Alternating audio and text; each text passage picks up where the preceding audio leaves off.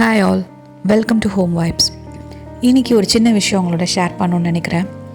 இது எத்தனை பேருக்கு கனெக்ட் ஆகுதுங்கிறத எனக்கு சொல்லுங்கள். நம்ம லைஃப்பில் ஒரு டெசிஷன் எடுக்கணும் அப்படின்னு முடிவு எடுக்கிறப்போ நமக்கு ரெண்டு தோணும்.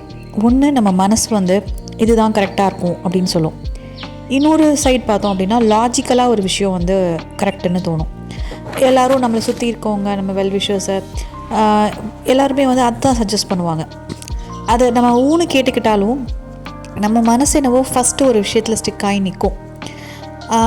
ஸோ அந்த மாதிரி நேரத்தில் அடுத்தவங்க சொல்கிறத கேட்டுட்டு நம்ம ஒரு முடிவு எடுத்துருவோம். பட் சம்டைம்ஸ் நமக்கு பிடிவாதமாக இது எப்படி ஒர்க் அவுட் ஆகும்னே தெரியாது. லாஜிக்கலாக அது எப்படி ஒர்க் அவுட் ஆகும்னு நம்ம கன்ஃபியூஷன் இருந்தாலும் அதை நம்ம தைரியமாக எடுத்துருவோம். பார்த்திங்கன்னா அது கரெக்டாக அமைஞ்சிரும்.